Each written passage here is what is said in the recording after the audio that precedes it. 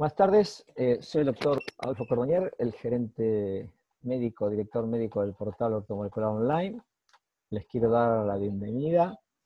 Quiero decirles que somos un portal de medicina ortomolecular en el cual hacemos consultas a pacientes. También evacuamos consultas de profesionales que nos consultan habitualmente, médicos, nutricionistas, farmacéuticos, bioquímicos, y a su vez somos un portal de capacitación. Como en el día de hoy vamos a dar una capacitación introductoria. Les pido por favor que no quieran aprender hoy. Hoy simplemente vamos a ver rápidamente toda la medicina ortomolecular y vamos a hablar en una introducción qué temas vamos a ver en una certificación que empezamos el día miércoles próximo. Entonces, obviamente, son títulos, no se puede intentar aprender, todo esto se va a desarrollar habitualmente en 6 meses, 1 año, 2 años, según los cursos que preparamos y la diferente profundidad y los diferentes alcances. Por lo tanto, quiero que se sientan cómodos, tranquilos, al final va a haber tiempo para preguntas, las van escribiendo en el chat y se van a ir contestando las preguntas.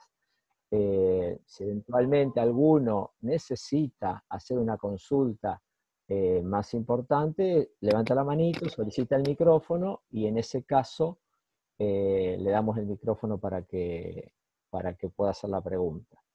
Bueno, vamos entonces a comenzar diciendo que la medicina ortomolecular nace con el profesor Linus Pauling, que fue 2 veces premio Nobel de la Química y de la Paz. Y bueno, él escribió un libro muy importante que se llamó La naturaleza del enlace químico. Lamentablemente acá en Argentina la medicina ortomolecular se conoce por los medios y muchas veces no de la mejor manera y se asocia generalmente a la estética, a la farándula, y realmente dista mucho de eso y nada que ver con eso. La medicina ortomolecular nace con los doctores Hofer, Osmond, que trataban la esquizofrenia, los trastornos psiquiátricos con vitamina B3 endovenosa. Entonces es ahí el profesor Linus Pauling que él empieza a hablar de medicina ortomolecular cuando habla del tratamiento de las enfermedades psiquiátricas con vitaminas en forma endovenosa. Y él lo escribe esto en su primer trabajo, el primer trabajo que habló de medicina ortomolecular. Acá tiene el trabajo original, en la revista Science, en 1968, que habla de precisamente medicina ortomolecular y psiquiatría ortomolecular. Es así que entonces, una de las revistas más importantes de medicina ortomolecular, que es el Journal of Orthomolecular Medicine, define en el año 91 la medicina ortomolecular como prevenir y curar las enfermedades utilizando las moléculas bioquímicas presentes en los alimentos o en el cuerpo. Es así que entonces tenemos que decir que la medicina ortomolecular se basa en 3 pilares fundamentales: la individualidad bioquímica, el triage vitamínico y la disponibilidad aumentada. ¿Qué es la individualidad bioquímica? La individualidad bioquímica es que la medicina ortomolecular debe ser personalizada, es lo que se llama la genómica nutricional, es decir, cada individuo va a responder en forma diferente. Primero hay una cosa que se llama nutrigenética, que vamos a ver en la certificación a partir del miércoles en profundidad, que es que según los genes que tiene un paciente, va a responder de determinada manera a un alimento. Por ejemplo, si un paciente, porque tiene enfermedad genética, es celíaco, si ustedes le dan un alimento con gluten, va a responder de una manera diferente a alguien que no lo es. Eso es porque sus genes hacen que él responda de forma diferente a un alimento. Pero a su vez, lo que más nos interesa a nosotros para poder modular, prevenir y tratar las enfermedades es la nutrigenómica. Es la influencia, es el camino inverso que tienen los alimentos sobre el gen. Es decir, nosotros, según los alimentos que le brindemos a un paciente, nosotros hacemos que se activen o no determinados genes. El otro principio muy importante es el triage vitamínico. El triage vitamínico es lo que describió Bruce Ames, que el organismo va a hacer una utilización de los nutrientes según el estado en que se encuentran. Entonces, no es lo mismo el requerimiento que tiene un paciente que está en estado de reposo, que hace una vida sedentaria, a un paciente, por ejemplo, que es maratonista y corre 42 kilómetros. Entonces, eso es clave cuando uno va a tratar a un paciente para que las dosis no son algo fijo, sino va a depender de las necesidades del paciente. Y otro principio es la disponibilidad aumentada, es decir, que uno le puede dar un nutriente a un paciente, pero no todos los pacientes lo van a asimilar, absorber y eliminar de la misma manera. Por ejemplo, si uno dice, bueno, un paciente tiene anemia, le tengo que dar vitamina B12. Si yo le doy vitamina B12 a un paciente que está tomando, por ejemplo, no le pregunte, está tomando omeprazol, como la mayoría de los pacientes, lamentablemente ese paciente no va a tener acidez en su estómago y no va a poder absorber la vitamina B12. Entonces yo a ese paciente le doy vitamina B12 y el paciente no anda bien. Es porque no puede hacer uso de ese nutriente. Bueno, estas tres cosas son claves cuando uno va a basar el tratamiento de la prevención y el tratamiento de las enfermedades con alimentos o con nutrientes. De ahí surge la palabra nutracéutico, que es la unión de nutrición y farmacéutico, es decir, son alimentos que está demostrado científicamente que tienen un beneficio para la salud, que se van a administrar en forma de medicamento. Por ejemplo, uno da aceite de pescado, omega 3, en forma de cápsulas, por ejemplo, o da un polifenol en forma de extracto, por ejemplo. Bueno, eso es lo que se hace habitualmente y esto pueden ustedes ver en la Sociedad Europea de Nutracéuticos, ahí en la página hay un montón de nutracéuticos que se utilizan habitualmente.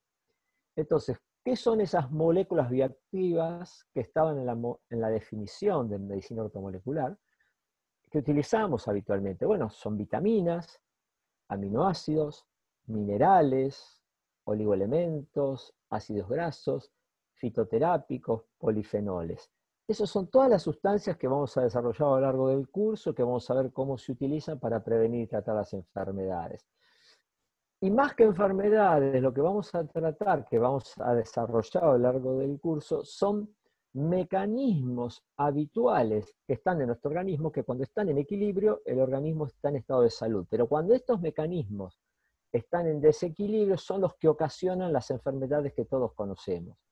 Entonces, es el estrés oxidativo, la inflamación y la prorresolución, la angiogénesis, la disfunción endotelial, el leaky gut o hiperpermeabilidad intestinal, la inmunidad innata y adquirida, la disrupción hormonal y la cronodisrupción. Bueno, una de las cosas más importantes que ocurre en este tipo de situaciones es en la mitocondria. La mitocondria es una organela que se encuentra dentro de la célula y es la responsable de fabricar la energía celular para que la célula tenga vida y el ser humano tenga vida. En esta mitocondria, además, tiene su propio ADN. Además del núcleo celular tener ADN, la mitocondria tiene ADN. Y en esta mitocondria es donde se produce lo que se llama la cadena respiratoria y fosforilación oxidativa, es decir, donde se produce la producción de energía del organismo. Es decir, uno come, asimila los alimentos, llegan en forma de glucosa o de ácidos grasos, que van a oxidarse en esta mitocondria, y en ese proceso de oxidación y de fosforilación oxidativa se genera ATP, que es la energía que va a usar la célula, pero a su vez también se generan radicales libres. ¿Ven? Cuando se va produciendo la generación del ATP, en esos procesos de oxidación se liberan protones hidrógeno que quedan sueltos y van a generar luego radicales libres. Es así que entonces Harman habla en el año 50 por primera vez de radicales libres, después el doctor Pauling y Hofer hablan de ello en la década del 60 cuando hablan de la medicina ortomolecular, y en Argentina la doctora Rebecca Hersman fue propuesta para el Premio Nobel de Fisiología y Medicina en 1980 por su estudio en radicales libres. Entonces, ¿qué son los radicales libres? Son moléculas formadas por átomos, pero que tienen un electrón no pareado en su órbita externa, lo que lo hace muy reactivo, viven microsegundos y reactivan permanentemente.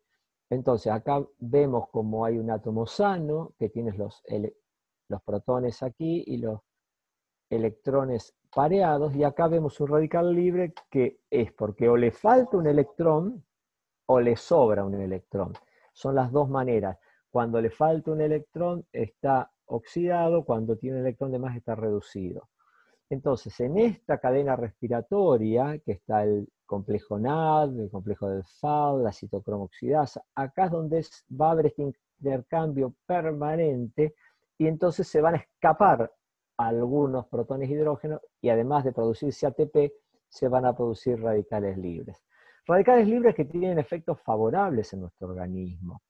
Es decir, la presencia de radicales libres, esos protones hidrógenos van a bajar el pH, va a aumentar el 2,3 de pG y se va a aumentar la disociación de la hemoglobina. Es decir, la hemoglobina, que es una sustancia dentro del glóbulo rojo que lleva el oxígeno, va a aumentar la liberación de oxígeno en los tejidos cuando esto ocurre.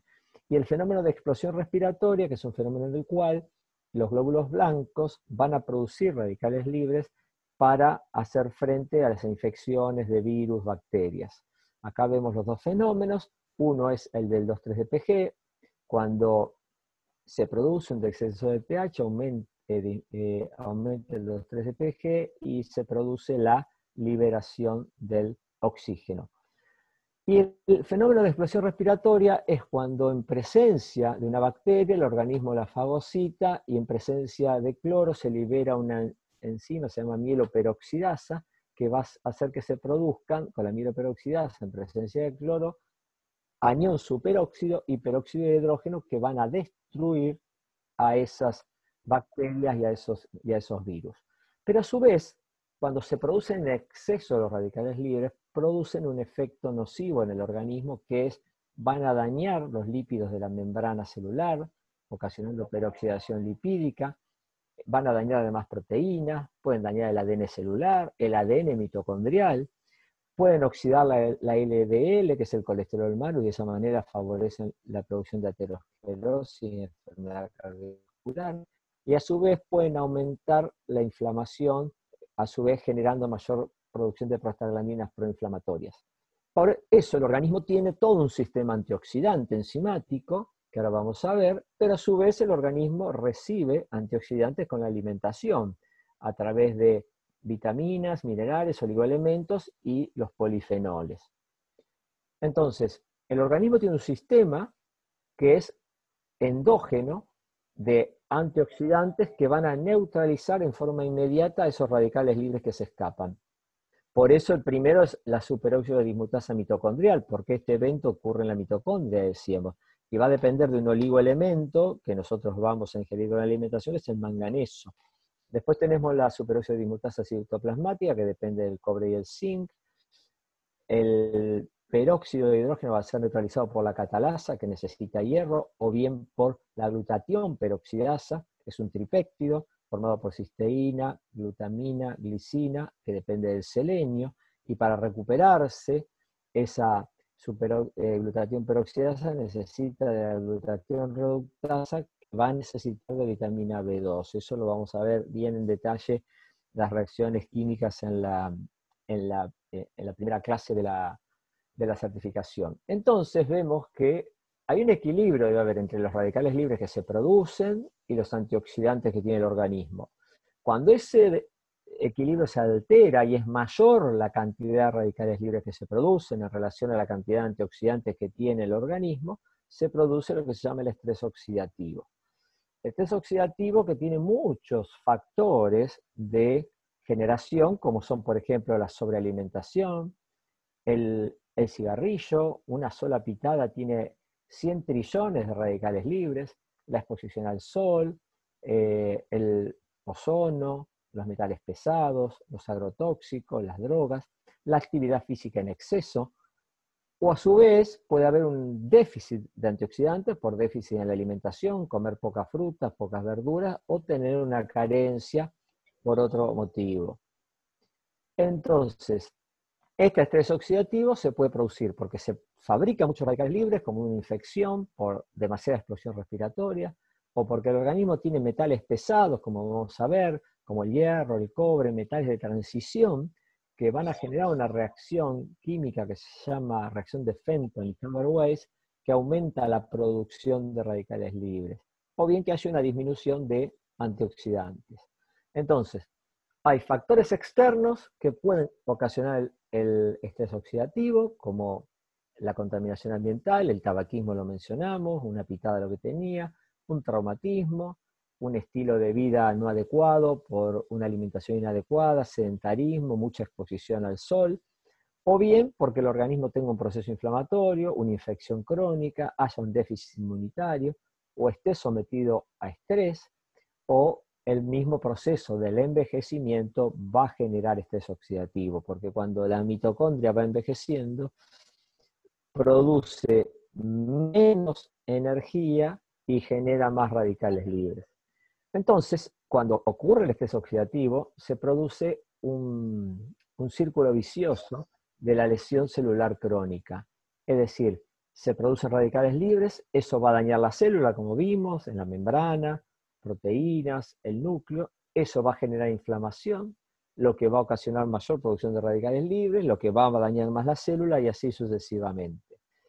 Entonces, a veces es necesario los antioxidantes exógenos, que pueden ser liposolubles como la vitamina E, hidrosolubles como la vitamina C, mixtox como el ácido lipoico, otros que son muy importantes que son los carotenos porque actúan sobre el oxígeno singlet de la piel, y otros que podemos asociar que son muy importantes como los polifenoles, la epigalocatequina galato del té verde, las antocianinas como las delfininas del maqui, la quercetina, la melatonina, la coenzima Q10, bueno, tiene un efecto muy importante como coadyuvantes. Entonces nosotros podríamos decir que si nuestro paciente tiene estrés oxidativo, podemos hacer una fórmula en la cual si queremos aumentar los antioxidantes endógenos, podemos suministrar manganeso, zinc, cobre, selenio y vitamina B2. Si queremos administrarle antioxidantes exógenos, podemos darle, como dijimos, la tríada clásica, que es vitamina C, vitamina E y el betacaroteno. A su vez podemos darle por afuera un aminoácido, como es la N-acetilcisteína, eso lo vamos a ver, por qué los aminoácidos se dan aparte, hay que darlos en ayunas para una buena absorción. Y a su vez, si nos parece adecuado, podemos asociarle un polifenol, como la epigalocatequina galato, el pirinogenol, el ácido lipoico, de acuerdo a lo que tenga el paciente, por eso esto es personalizado. Uno va a elegir qué le va a dar de acuerdo a el problema por el cual el paciente tenga estrés oxidativo. Pero lo que nunca hay que dejar de dar son alimentos antioxidantes, que son las frutas y las verduras. Los alimentos antioxidantes se caracterizan por tener un valor ORAC, que es la capacidad antioxidante frente a los radicales de oxígeno. Y hay una base de datos en Estados Unidos en la cual están, acá la tienen, se pueden entrar y ven todos los alimentos que existen, qué coeficiente ORAC tienen. Entonces, uno ahí ve que generalmente los berries son los que tienen más, alrededor de 5.000, 7.000, y fíjense que a 100 gramos de fruta, acá tenemos que los berries son los que más tienen capacidad antioxidante, siendo el que tiene mayor la Aristotelia chilensis, que es el maqui berry, que tiene 28.200. Pero como les dije hoy, como a veces esta fruta es difícil conseguirla, vieron que hablábamos de nutracéuticos, que eran alimentos en forma o de comprimido. Entonces, podemos ver que por un proceso, por ejemplo, de liofilización, que consiste en un proceso de concentración porque se extrae el 95% del agua. Esto se vio en el Imperio Inca, naturalmente lo hacían con el chuño, que eran las papas, que se congelaban a 4.000 metros de altura, y luego se evaporaba el hielo sin pasar por el estado líquido. Eso se llama sublimación en química.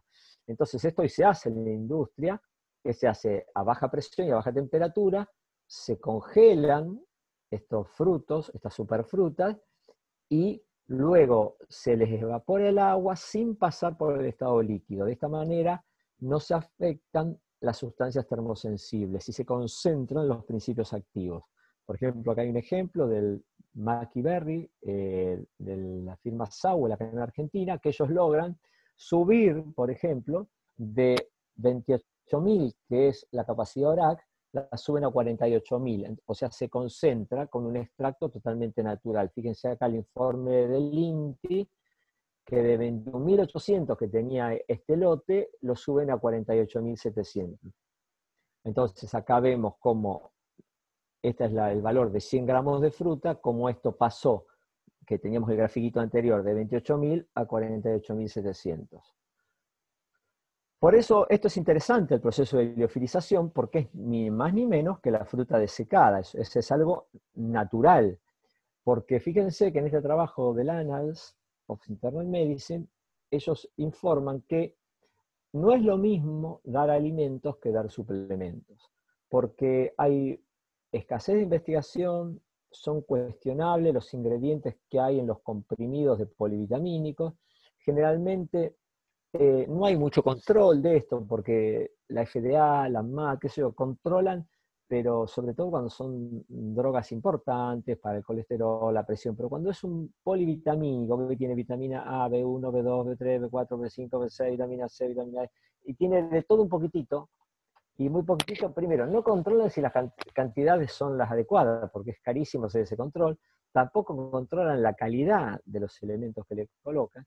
Entonces, y como son cosas que en teoría no hacen mal, es mucho más laxa el control. Y a su vez, ninguna empresa que fabrique esos remedios hace investigaciones. Por lo tanto, lo que concluye este artículo, acá como vemos, que el uso de suplementos así tipo comprimidos multivitamínicos no ha mostrado beneficios en la mortalidad. Y una de las explicaciones la tenemos acá. Este es un trabajo muy importante que se hizo con inteligencia artificial, en la cual vieron que de los 150 nutrientes que se pensaba que había en un alimento, se descubrieron que hay 26.000 distintos que no son conocidos. Se conocían 150. Y se vio además que cuando estos alimentos se digieren en el hígado, se transforman en metabolitos intermedios alrededor de 49.000. Entonces es muy importante entender que la cantidad de vitaminas, minerales, fitoquímicos que tienen los alimentos hace, como en el caso por ejemplo de los polifenoles que hablábamos recién, que tengan un sinnúmero de beneficios que no se pueden lograr cuando uno quiere dar en forma aislada un principio activo. Un ejemplo de esto que les doy es, por ejemplo, con el licopeno. Es decir, se sabe que el licopeno es una sustancia que está en el tomate, que se produce cuando uno destruye el tomate, ya sea en forma mecánica, rallándolo, o en una licuadora, o por el fuego, y la vesícula de hemicelulosa libera licopeno. Ese licopeno previene el cáncer de próstata, e inclusive si el paciente tiene cáncer de próstata, disminuye y lo controla.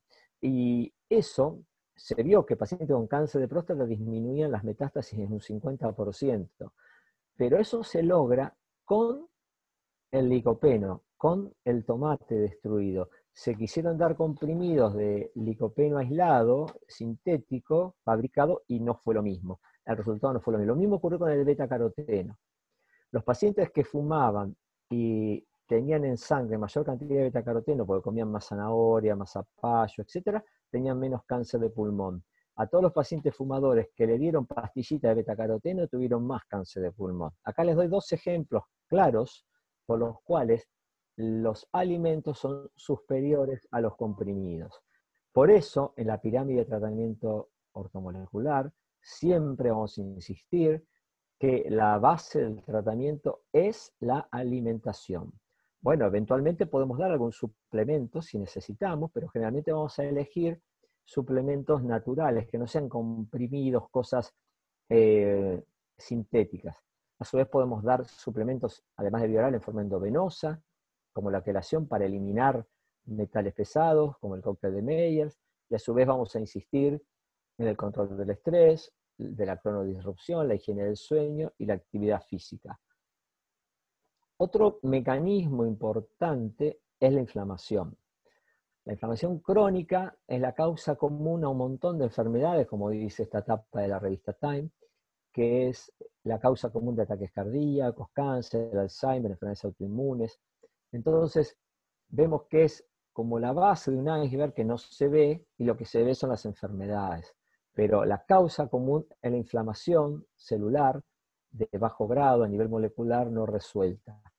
Entonces, es importante saber que este es un mecanismo de defensa natural que todos tenemos, que lo que hace es que respondamos ante una infección o ante una herida para tratar de solucionar ese problema. Pero ojo que también puede ser gatillado por la dieta, por tener un intestino permeable, por tener disfunción mitocondrial o por estrés.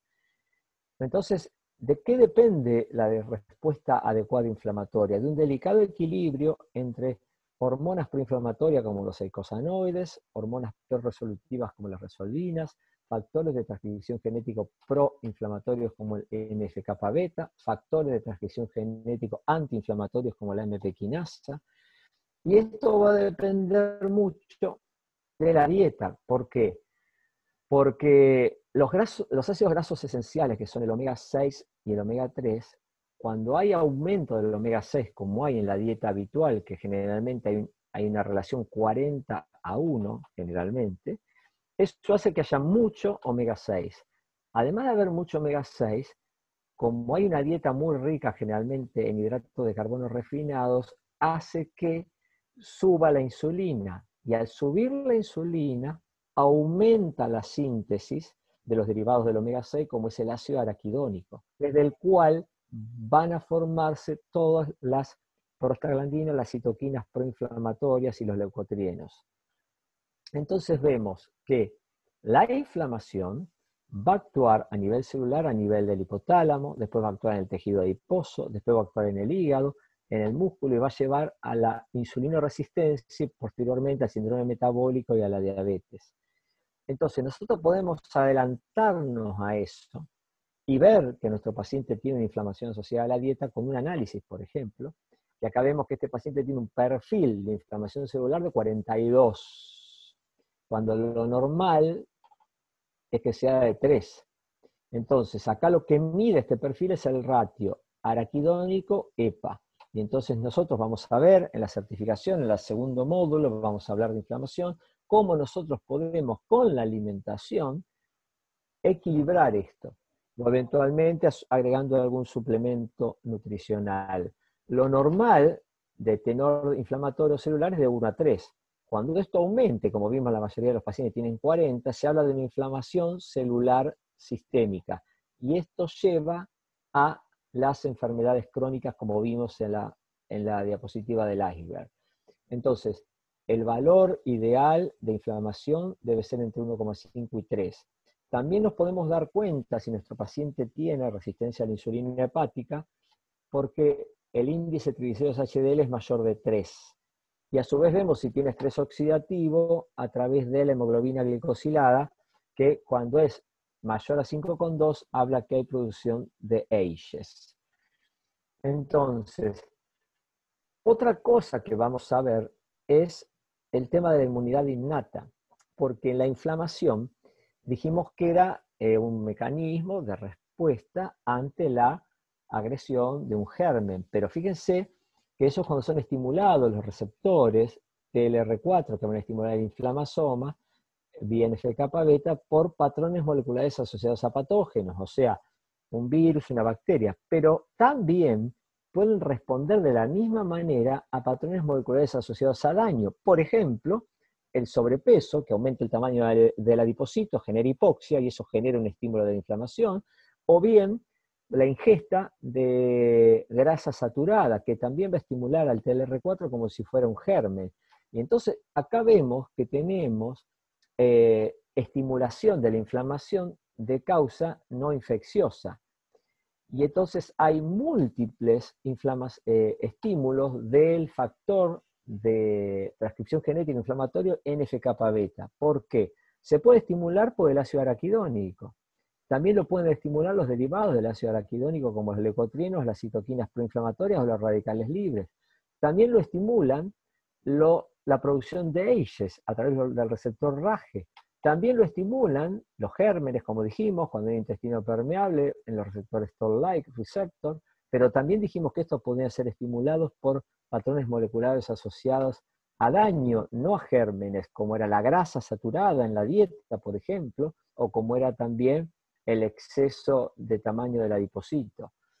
Entonces, nosotros podemos modular la inflamación ocasionada por la dieta por las 3 R, por la reducción de la carga inflamatoria de la dieta, por la resolución, tratando de aumentar la resolución con la administración de omega 3, y la reparación por medio de la administración de polifenoles que nos van a permitir estimular la MPK, que nos va a dar la energía celular para que las células reparen el daño que ocasionó la inflamación. Entonces, los derivados del omega 3, que son el EPA y el DHA, van a llevar a la producción de resolvinas, protectinas y maresinas que van a resolver el proceso inflamatorio. Por eso es muy importante en un paciente que esté inflamado la administración de omega 3. Fíjense qué importante es el trabajo de New England de 2016, en el cual se ve una membrana totalmente sin omega 3, todo ácido araquidónico. Entonces la respuesta ante un estímulo de un bronquio, esto es un paciente asmático, es terriblemente inflamatoria, con un broncoespasmo. Ahora, cuando uno le da omega 3 al paciente y tiene más o menos 3 de inflamación, o sea, cada 3 ácido araquidónico hay un omega 3, ¿ven? Ante el mismo estímulo, la respuesta no es la misma. El organismo no responde. Esto es lo que está ocurriendo hoy, por ejemplo, con el coronavirus. El coronavirus es el mismo para todos. Lo que ocurre es que de acuerdo a cómo encuentra el paciente, si la membrana celular está bien o está mal, es la respuesta inflamatoria que va a tener. Y todos los problemas que estamos viendo de esa tormenta inflamatoria, de esa hiperreacción inflamatoria, es lo que daña el pulmón y lleva a la muerte del paciente. O sea, el virus es el mismo, no es que alguien tiene un virus más agresivo. El tema es la respuesta de nuestro organismo frente a eso. Y eso se puede modular. Entonces vemos que nosotros podemos hacer una modulación dietética de la inflamación por medio de una dieta antiinflamatoria que tiene que ser con bajo omega 6, con baja grasa saturada, con baja ingesta de carbohidratos y bajas calorías, y administrar omega 3 y polifenoles.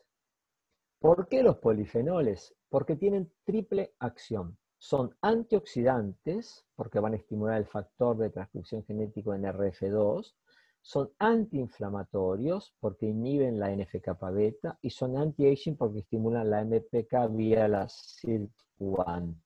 Acá vemos como un polifenol como el maqui va a estimular el NRF2 y se producen antioxidantes endógenos en forma natural, y a su vez va a inhibir NF-kappa-beta por estímulo del IKK-beta, que va de esta manera a modular la respuesta inflamatoria. Otra cosa que también estimula el IKK-beta es la vitamina D. Entonces, vemos que la dosis que vamos a dar, según nuestro objetivo, si nuestro objetivo es tener una actividad antioxidante, va a ser de 0,5 gramos. Si queremos una actividad antiinflamatoria de 1 gramo por día, y una actividad de estímulo de MPK vía SIRT1 y anti-aging, 1,5 gramos por día. Algo muy interesante de los polifenoles es el fenómeno de hormesis y xenormesis. El fenómeno de hormesis es que los polifenoles son sustancias que surgen como consecuencia que la planta sufre un estrés. Entonces son sustancias que surgen para defender a la planta de ese estrés, por ejemplo, una sequía. Ahora, ¿qué ocurre? El fenómeno de xenormesis es el fenómeno por el cual, cuando un mamífero, en este caso el hombre, come esa planta que tiene dentro esa sustancia que se generó a través del estrés para que la planta se haga resistente a condiciones adversas, también ejerce el mismo efecto benéfico que ejerce la planta en el que la ingiere. Eso se llama xenormesis. Por eso es tan importante la ingesta de frutas y verduras ricas en polifenoles y fitonutrientes.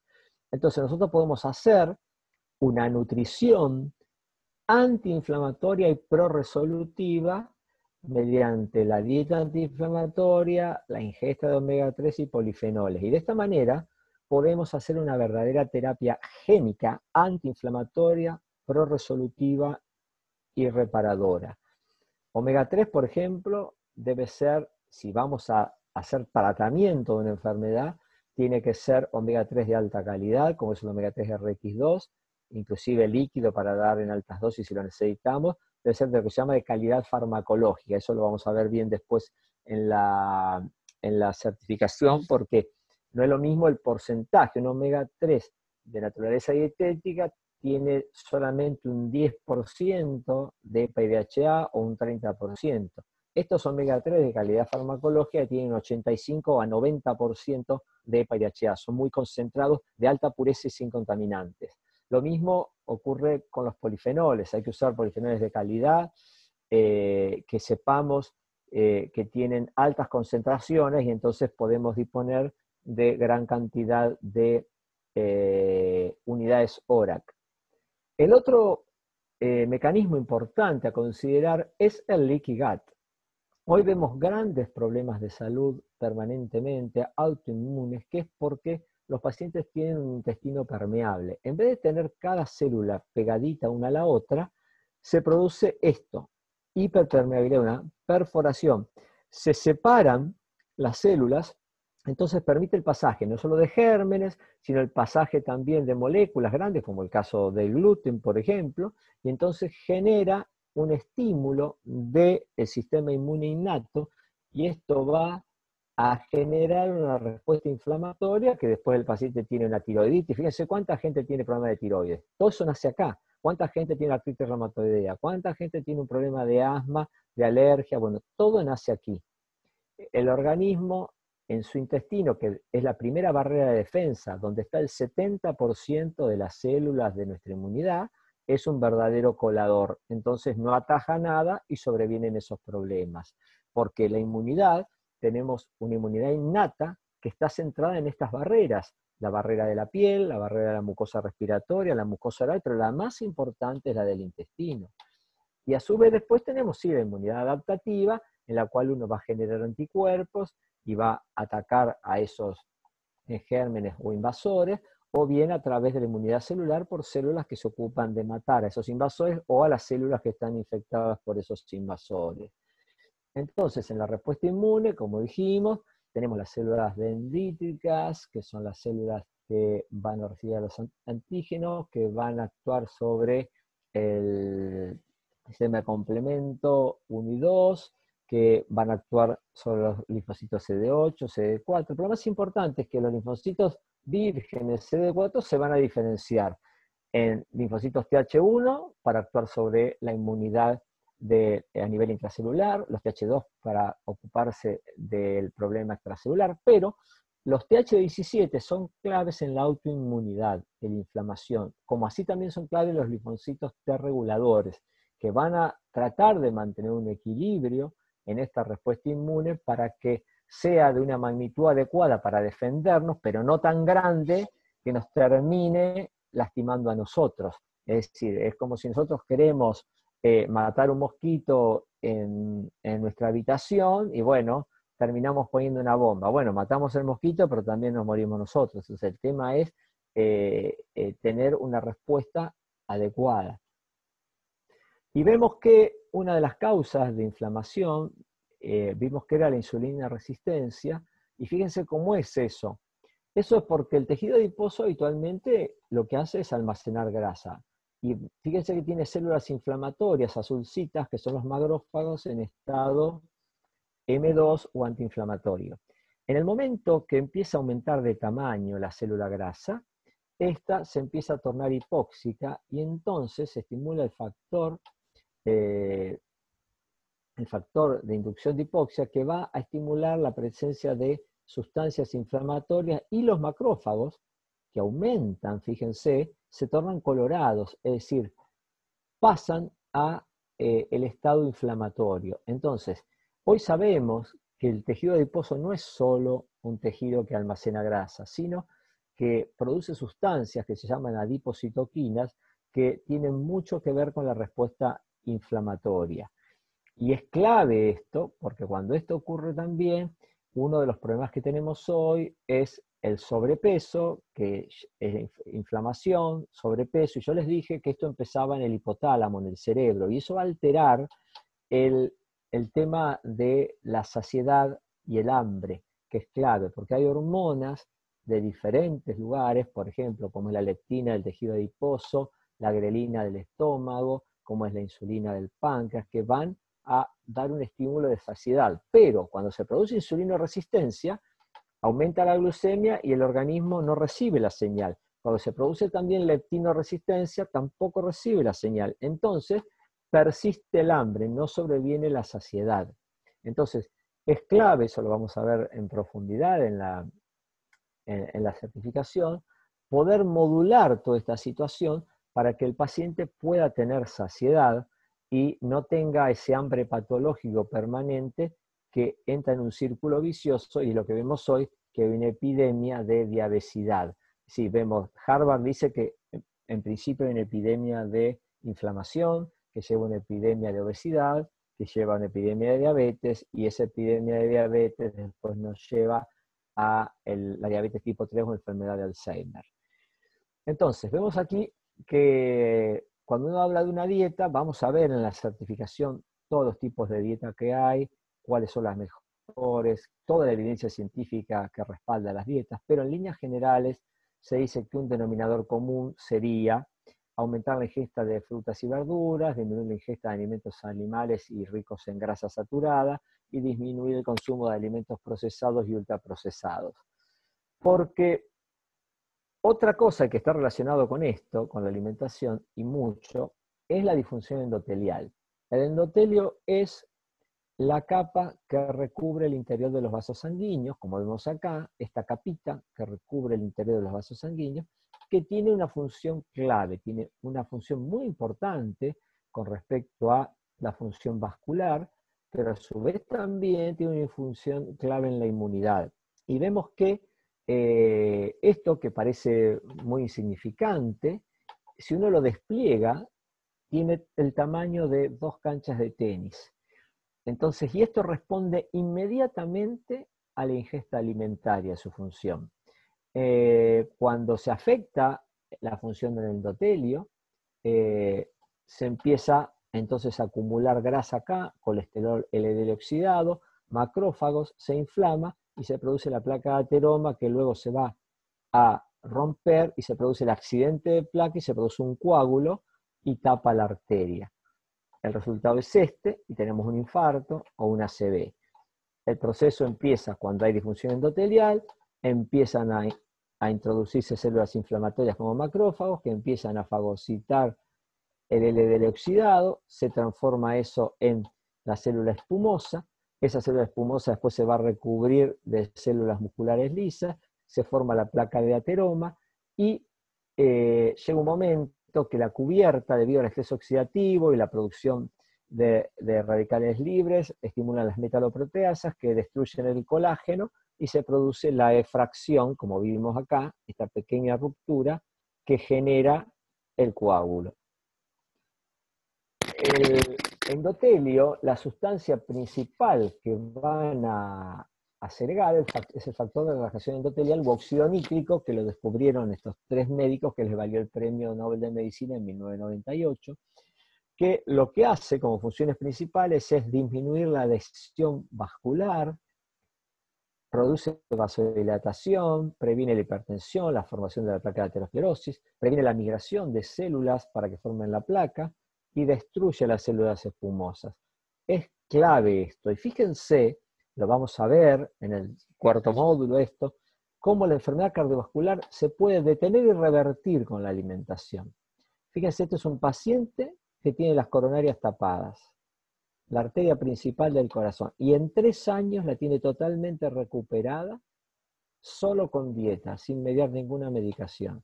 Bueno, eso lo van a ver, eso se puede hacer, eso lo vamos a ver. Como así también se puede prevenir la aparición del cáncer y el crecimiento del mismo. Vamos a ver cómo la dieta, hay trabajos muy importantes que se han hecho, que vemos que según la dieta que tiene un paciente, ante un estímulo carcinogénico, puede o no desarrollar el cáncer en la etapa de iniciación. A su vez, un paciente que ya tiene cáncer, vamos a ver cómo en la etapa de promoción, según lo que el paciente ingiera, puede o no desarrollar el cáncer. Y esto se vio en los estudios del doctor Campbell en el estudio de China, que él vio que cuando daba una dieta con 20% de caseína, que es la proteína de la leche, en el 100% de los casos se desarrollaba el cáncer, cuando daba una dieta con un 5% en ninguno. Bueno, eso lo vamos a ver en profundidad, vamos a ver los trabajos y vamos a ver cómo con la nutrición podemos evitar o protegernos de la aparición del cáncer. Y otra cosa que también vamos a ver es cómo con la nutrición podemos balancear el mecanismo de angiogénesis. La angiogénesis es otro mecanismo de defensa similar a la inflamación que hablamos recién. ¿Qué es la angiogénesis? Es la producción de vasitos sanguíneos nuevos.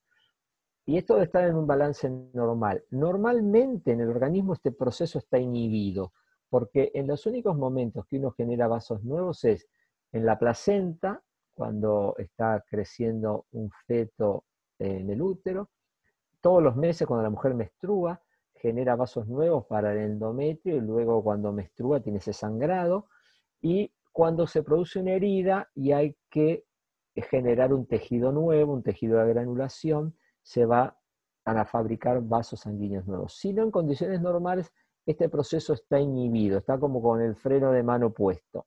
Bueno, este proceso es clave para que un tumor crezca. Entonces, cuando los tumores crecen, que pasan de ser un grupito de células a transformarse en un tumor, es gracias a la angiogénesis, a que se forman vasos nuevos y esos vasos nuevos van a alimentar al tumor nuevo. Si no, es imposible que crezca. Entonces, uno, si domina qué cosas en la nutrición inhiben la angiogénesis, podemos inhibir también el crecimiento tumoral de esa manera. Y fíjense ustedes que hoy las drogas más desarrolladas para el tratamiento del cáncer son inhibidores de la angiogénesis. Hay más de 800 drogas de esas características y el tratamiento principal es la cirugía, luego la quimioterapia, radioterapia y hoy la antiangiogénesis.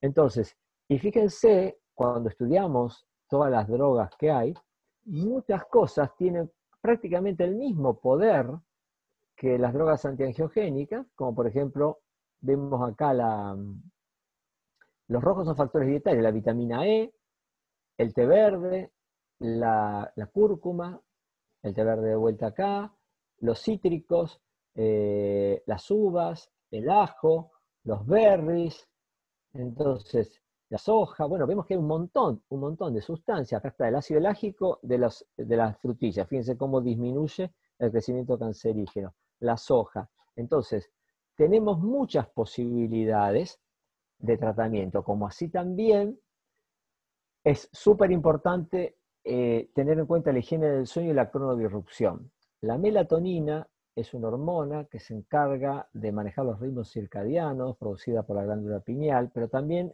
se encarga de ser un antioxidante, antiinflamatorio y regula la modulación inmunológica. Entonces es sumamente importante dormir 8 horas. Es clave tener una buena higiene del sueño y en caso que un paciente no lo haga, tratarlo con melatonina nos ayuda a poder restablecer no solo el sueño, sino todas estas funciones que se ven afectadas por el sueño. Fíjense que también es importante, dijimos, el manejo del estrés, porque cuando un paciente tiene estrés, se produce adrenalina, la adrenalina va a actuar sobre estos linfocitos CD4 que hablábamos, que son los que se van a diferenciar en los linfocitos TH2, que trabajan a nivel extracelular, los TH1 que trabajan a nivel intracelular, los T17 que eran encargados de la autoinmunidad y los T reguladores que eran los que balanceaban todo el mecanismo para que nuestras defensas sean las adecuadas y no sean exageradas y nos terminen dañando a nosotros mismos. Y bueno, es clave el estrés porque cuando se produce estrés hay déficit de neurotransmisores claves, como es, por ejemplo, a partir de aminoácido tirosina se forma dopamina, noradrenalina y adrenalina. pero vemos que cuando un paciente tiene estrés, falta serotonina. Y esto está relacionado primero con el intestino, porque ahí se fabrica, y cuando hay disbiosis o el leaky gut, la serotonina no se va a fabricar. A partir de la serotonina se va a formar la melatonina, entonces el paciente empieza que no duerme y tiene problemas de disrupción, y eso lleva a la inflamación, y eso lleva a la oxidación, y eso altera el ritmo circadiano y le altera la inmunidad. Por lo tanto, es clave, vamos a aprender cómo modular los neurotransmisores mediante la alimentación.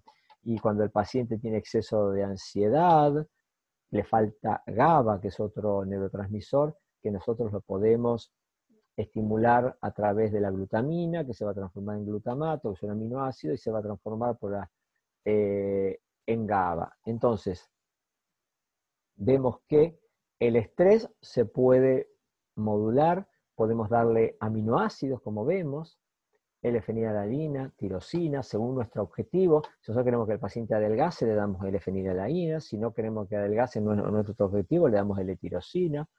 Podemos manejar el estrés si hay exceso de cortisol por medio de sustancias naturales para que el cortisol se aproveche más y no darle cortisol al paciente. Pero también podemos tener el problema que le falten hormonas sexuales porque, como vamos a ver ahora, cuando un paciente tiene estrés, todas las hormonas parten del colesterol, y eso lo vamos a ver en la certificación, bien cómo uno debe relacionar todas estas cosas que son fundamentales. Entonces, el colesterol se transforma en pregnenolona, y la pregnenolona va a ir a la síntesis de cortisol. Entonces, si el paciente está estresado, ¿qué hace el organismo? Va a aumentar esta vía, porque lo que necesita es cortisol, porque tiene estrés.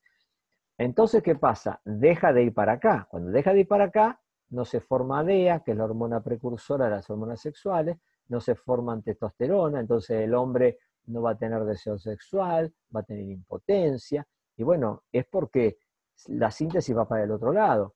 Entonces, esto es clave tenerlo en cuenta, porque a veces el tratamiento debe ser, además de modular los neurotransmisores para disminuir el estrés, suministrar DEA si lo tiene muy bajo el paciente.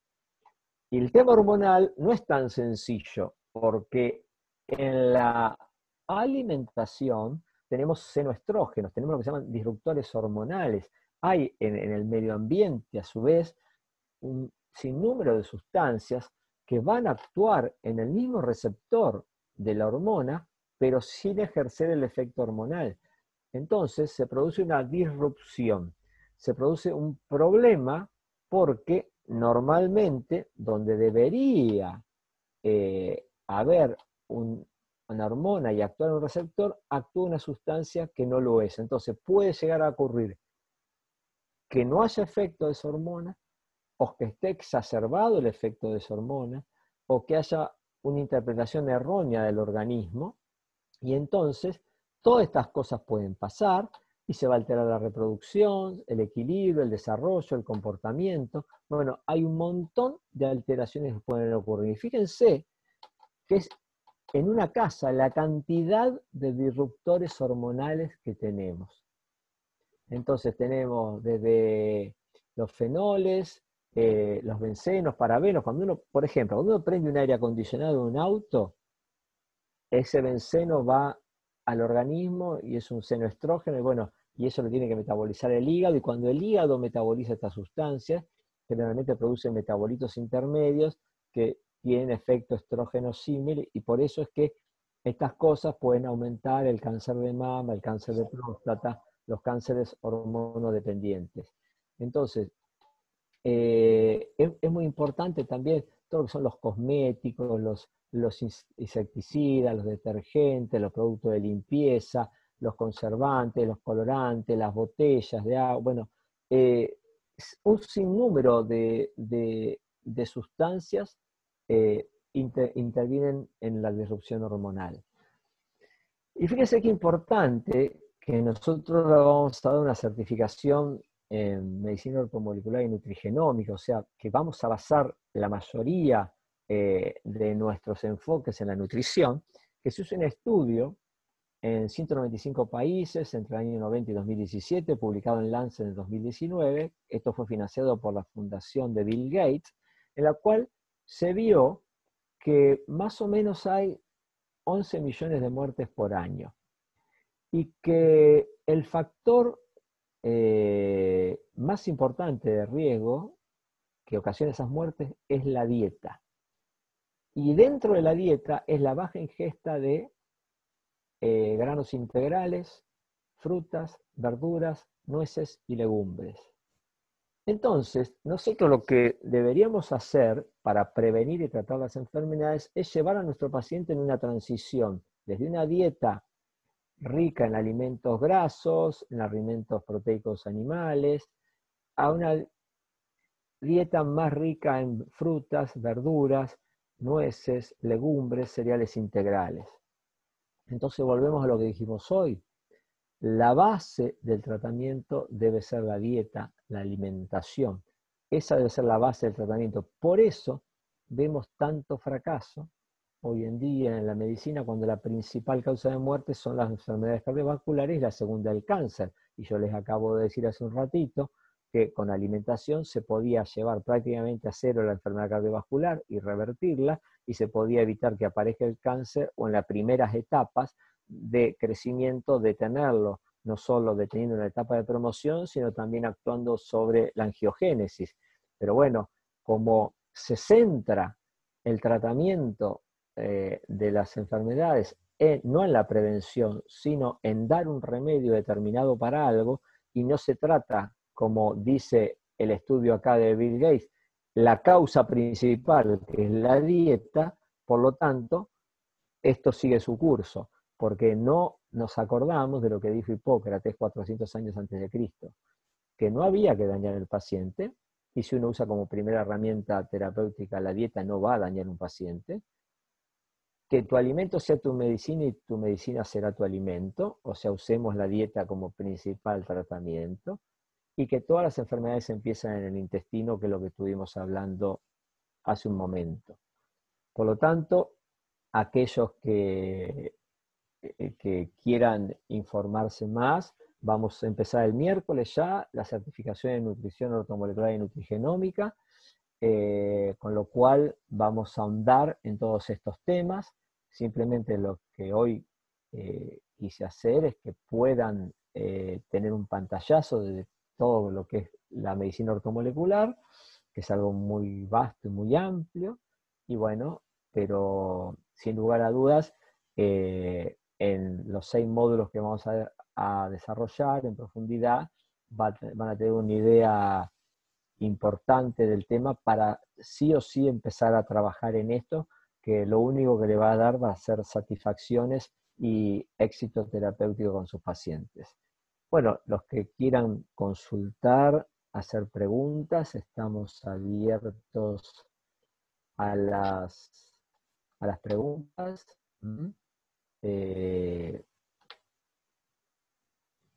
La escriben en el chat y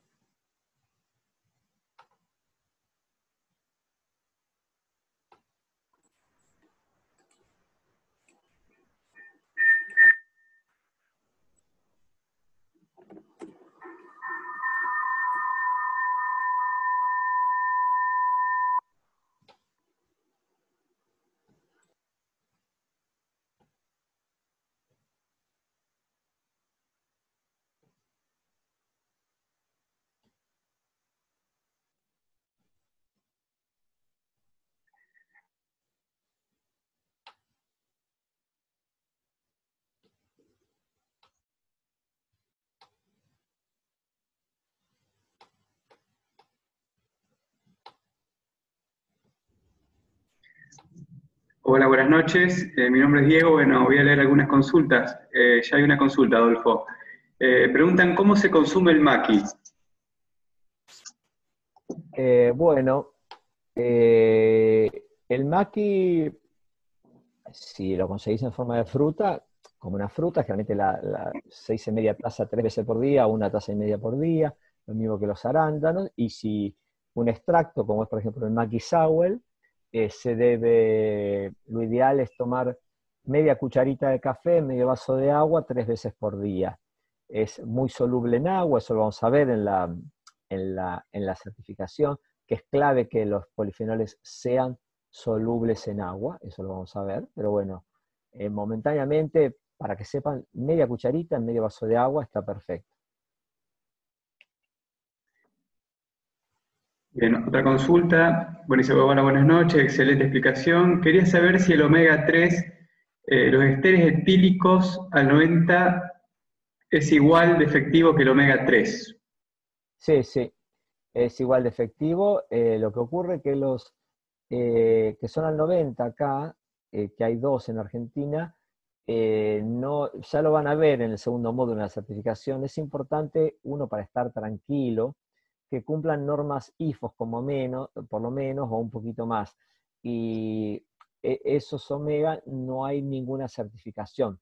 Eso no quiere decir que sean malos, simplemente que no nos informan qué certificación tienen. Es importante en el omega que no contengan mercurio, que no contengan plomo, que no tengan PCB, que no tengan bifenilos y que no estén oxidados. Bueno, en los que yo le mostré está todo demostrado que no tienen nada de eso. Bueno, después uno puede conseguir un montón de omega, después uno corre el riesgo que no sabe la calidad, ¿no es cierto? Si está aprobado o no está aprobado, pero bueno, eso no quiere decir que sea malo. Bien, bueno, excelente exposición. Preguntas tantas, es imposible ahora. Bueno, sé que hay muchas consultas. Otra consulta, en el curso abordan el tema del gluten y los lácteos en síndrome de intestino permeable. Sí, sí, totalmente. El tercer módulo es es todo sobre eso, sobre intestino permeable, liquidez, inmunidad. Bien, Carolina consulta, ¿qué recomienda en síndrome de intestino irritable? Y según por qué sea, hay que ver qué tiene el paciente. Porque el intestino irritable puede ser, primero porque uno tiene una mala dieta, hay que interrogar al paciente, pero también a veces puede darse en el compendio de las enfermedades huérfanas, como es la fatiga crónica, la fibromialgia, el síndrome de intestino irritable. Entonces hay una alteración ahí en el eje hipotálamo, hipofisiario y adrenal. Entonces en ese caso el enfoque es distinto, hay que enfocarse más en el estrés. Pero bueno, depende por qué sea, hay que indagar un poquitito qué es lo que tiene. Eso ya lo van a ver también cuando veamos esa clase. Lili consulta, ¿cualquier persona puede realizar el curso? El curso está orientado hacia médicos, nutricionistas y eventualmente gente que tenga alguna formación al respecto. Lo que nosotros no queremos es defraudar a nadie, que nadie diga, uy, yo no entiendo nada. Generalmente el lenguaje que usamos es bastante sencillo, damos lo mínimo de bioquímica para que entienda y tengan fundamento y les sirva para trabajar, porque el objetivo de esto es algo práctico para poder trabajar y tener resultados con los pacientes. Pero bueno, a veces hay deportólogos, profes de educación física que se interesan, kinesiólogos porque les interesa saber de esto. Bueno, nosotros no queremos defraudar a nadie, no es necesario ser bioquímico para hacer el curso. Y nos vamos a enfocar en algo que todos pueden hacer. ¿Por qué? Porque yo cuando doy los cursos de medicina ortomolecular a veces hablo de tratamientos endovenosos, pero bueno, alguien que no es médico no puede hacer un tratamiento endovenoso, entonces no voy a hablar de eso, y tampoco voy a hablar de un montón de fórmulas que haya que hacerlas solamente un médico y no las consigue. No, nos vamos a centrar en los dos primeros, en la pirámide de tratamiento ortomolecular. En la dieta que puede hacer todo el mundo, suplementos que muchos, por ejemplo el MAC y el omega 3 lo puede recetar cualquiera porque no son cosas bajo receta, entonces vos a alguien le decís, che, comprate un polvo de maqui o como el polvo matcha, lo puede comprar cualquiera, este verde, no es una cosa que necesita una receta. Y el tema de la higiene del sueño, el tema del control del estrés con yoga, meditación y demás, el tema de la actividad física, es la pirámide, lo puede hacer cualquiera eso. Entonces, en eso no van a tener problemas. Pero bueno, obviamente los temas son con base médica y bueno, los damos con un nivel para que entienda a todo el mundo, pero si alguien es médico también saque provecho y aprenda también. Bien, Magalí dice, en el curso se habla sobre adaptógenos para la disminución del cortisol en el estrés. Sí, sí, en el curso hablamos de adaptógenos, sí. Bien, Laura consulta, bueno, buenas noches, doctor. ¿Qué opina usted respecto a la realización de la limpieza hepática y colónica? Eh, Opino que hay gente que la hace y hay gente que le va bien. Yo personalmente no lo hago, pero bueno, yo no lo hago. Yo logro, con la dieta logro todos esos beneficios del detox hepático y colórico y no me gusta hacer cosas que sean medio de shock. Conozco colegas que lo hacen y están contentos, les va bien. Yo actualmente no lo hago en mi práctica diaria, pero así como no hago muchas cosas y otros lo hacen, ¿no es cierto? Eso es un tema personal. A mí el tema de shock, así, detox, no me parece a veces que sea saludable, pero es una opinión mía nada más. Hay gente que lo hace y lo hace muy bien y los pacientes mejoran un montón. Así que no estoy en contra para nada.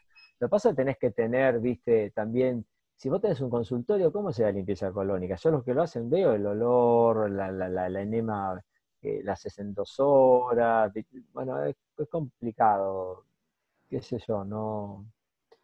A mí me resulta más fácil no hacer ese tipo de cosas, pero bueno, cada cual elige lo que, pero está bien, no está mal, no. Bien, sobre microbiota y probióticos, ¿se va a hablar en el curso? Se va a hablar en el curso. Tercer módulo. Es todo sobre eso. Y otra cosa les digo, con respecto a los adaptógenos, me preguntaban, nada, preguntan. Igualmente, yo voy a hablar lo que a mí me parece que es lo más importante y de más utilidad. Pero esto es una relación bilateral. Ustedes van a tener una clase y a la siguiente clase tenemos un round. No es tan, salvo que haya quedado algo para dar, lo vamos a dar, pero más que nada se va a basar en preguntas y ustedes pregunten lo que quieran. Entonces, por ejemplo, yo no di, vamos a suponer que no di los adaptógenos, supongamos, y bueno, y me preguntan sobre los adaptógenos y hablamos sobre los adaptógenos. Eso porque uno no puede dar todo, uno elige determinadas cosas porque le parece que es lo más adecuado, lo más relevante, lo que les da más herramientas, porque yo soy muy práctico en la vida. A mí no me gusta dar una clase para lucirme yo y que la gente, ay, ¿cuánto sabe el doctor? Y después le preguntás a los alumnos, che, ¿empezaste a laburar en esto? ¿Tuviste resultados? No hice nada, es tan difícil, viste, el doctor sabe tanto, pero no, a mí no me gusta eso. A mí me gusta que cada uno que estuvo en una clase, a partir de mañana, ya empiece a trabajar en esto y ya lo empiece a aplicar y tenga éxito.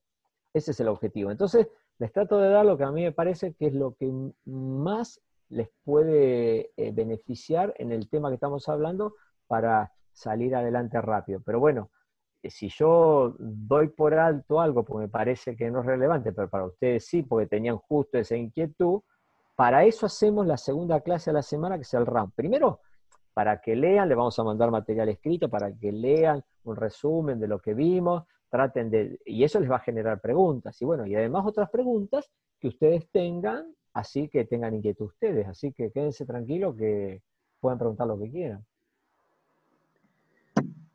Bien, Carolina consulta, doctor, ¿en el curso se va a tratar la utilización de esta terapéutica en salud mental? Bueno, el curso no está orientado para salud mental. El curso está orientado para lo que hablamos, te sirve para todo. Lo que vamos a hablar en el curso es esa diapo que les puse de todos los mecanismos de defensa que tiene el organismo que cuando están en desequilibrio generan las enfermedades. Entonces, si un paciente tiene salud mental, un problema de salud mental, tiene estrés oxidativo en el cerebro, Entonces vas a tener el primer módulo, estrés oxidativo. El cerebro, el 60% es grasa. La grasa se oxida y ahí tenemos todos los problemas. Segundo, hoy se habla de neuroinflamación.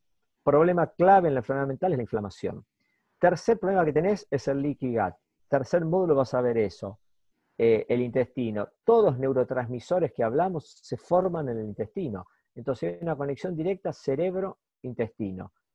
Cuarto, cuando hablamos de la parte vascular, todo lo que le hace bien al corazón le hace bien al cerebro. Así que es clave también esa parte. Y bueno, y cuando hablamos de cronodisrupción, hoy se sabe que la melatonina es responsable de todos los trastornos del estrés postraumático y demás. Bueno, o sea, está recontra relacionado, pero no vamos a hacer un curso como decir, esquizofrenia, hablamos, depresión, no. Esto te va a servir todo, lo podés aplicar todo en la enfermedad mental, pero no es un curso de enfermedades mentales. Bien, Nadia consulta, ¿tiene alguna contraindicación el maqui y los omega? En caso de hígado graso, ¿hay algún problema en el consumo?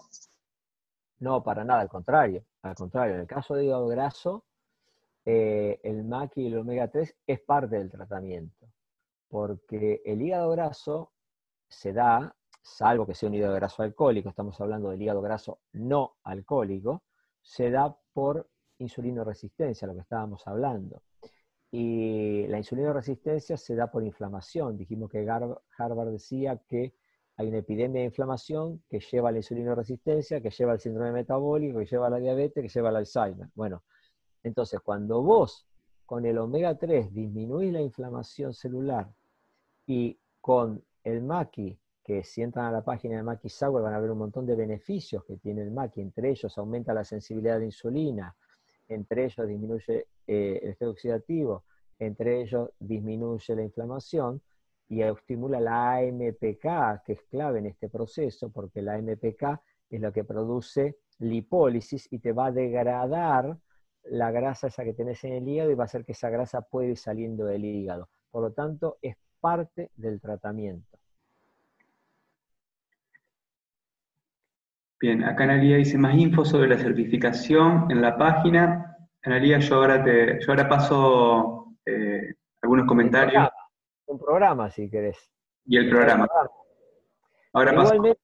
Igualmente tengan en cuenta lo que les dije. Es clave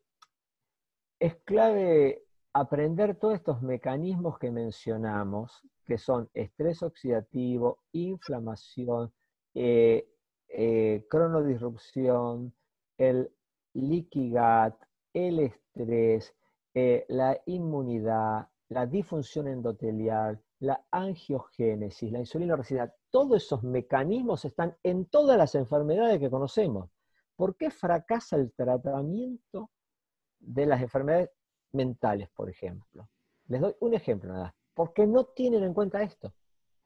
Si vos tenés un cerebro con estrés oxidativo, tenés un cerebro inflamado, hoy se sabe, por ejemplo, miren sin un video, si quieren, se llama el video de las monjas, está en YouTube, se sabe que la demencia de Alzheimer, por ejemplo, es principalmente un problema inflamatorio. Entonces, cuando vos tenés un paciente con depresión y le dan inhibidores de la recaptación de serotonina, el paciente no anda bien. Y bueno, es porque al paciente le falta serotonina. Entonces, es como si el auto no tiene nafta y yo te doy algo para ahorrar nafta. Sí, bueno, pero el problema no es ahorrar nafta, es que hay que fabricar nafta. Entonces, la serotonina está baja en el 70-80% de los procesos depresivos. Dan inhibidores de la recaptación de serotonina, como antidepresivos, como la fluoxetina, sertralina, el paciente anda bien generalmente. Y después empieza a andar mal. Y bueno, porque se queda sin serotonina. Un paciente tiene un intestino con leaky gut, no va a fabricar serotonina. Entonces lo que hay que hacer es arreglarle el intestino, darle los precursores de serotonina como un aminoácido que es el 5-deoxitriptofano, y el paciente empieza a fabricar serotonina y empieza a andar bien. Bueno, como así te puedo hacer un ejemplo de todas las enfermedades. Bueno, cuando uno domina la medicina ortomolecular y domina estas cosas, puede tratar cualquier cosa, porque se da cuenta dónde está el problema y cómo lo puede solucionar. Así como vemos el ejemplo del asma, por ejemplo, que había inflamación, también hay inflamación en el cerebro, también hay, bueno, es todo lo mismo.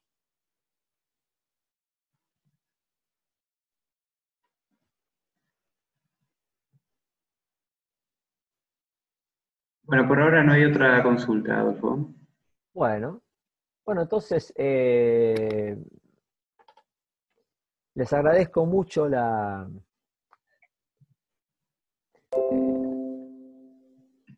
participación, espero haber sido claro, que les haya gustado, y bueno, esto es un poco lo que vamos a ver, lo que vamos a hacer. Es una certificación que va a ser intensa, inclusive tenemos el orgullo que va a estar el creador del bestseller La Dieta de la Zona, el doctor Barry Sears, va a dar una charla en el segundo módulo que hablamos de inflamación desde Estados Unidos, inclusive tiene la amabilidad va a estar en contacto con nosotros por Skype para que ustedes le hagan las preguntas que crean necesarias, así que van a tener la oportunidad de hablar con un referente mundial, como es el doctor Barry Sears, que es la persona más experta en omega y en polifenoles, como el maqui. Él es el creador del omega RX y del maqui RX, así que, bueno, pienso que es un lujo, y encima tenerlo acá con nosotros a disposición de ustedes para que ustedes le pregunten. Obviamente van a tener el primer miércoles conmigo la charla de inflamación, porque no van a ir a hablar con él sin tener la más mínima idea de lo que es inflamación, y al jueves tenemos con él una charlita de media hora y media hora para preguntas con él, así que bueno, pienso que eso es imperdible y que va a ser de gran beneficio y un lujo, ¿no? Uno decir, bueno, estuve con el doctor Barry Sears, es realmente algo que vale la pena. Pero bueno, simplemente es esto, no quieran aprender de lo que hablé hoy, porque hoy son títulos así salpicados para que más o menos tengan idea de qué es lo que vamos a hablar. Por lo tanto, un gusto. Aquellos que quieran participar y unirse a nosotros en esta aventura de certificación, los esperamos, y a los que no, bueno, les dejo mi saludo y otra vez será, tienen el portal a disposición de ustedes, para consultas, para capacitarse, tienen un montón de capacitaciones gratuitas, colgadas, así que bueno, pueden disfrutar de todo eso. Les mando un saludo, nos vemos, adiós.